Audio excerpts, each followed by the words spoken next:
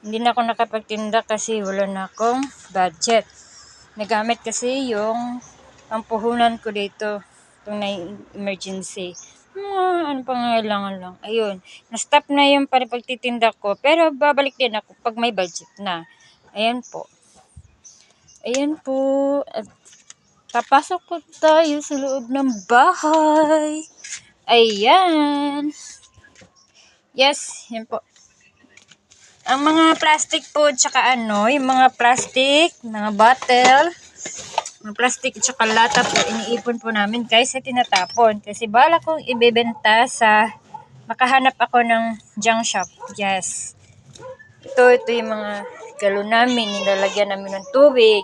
Kaya ito si Mokong, masigsunod sa akin. Kung saan ako pupunta, lahat doon. Yan. Ito yung tubig namin. Tsaka lagayan ng ihali-haling. Panghaling po namin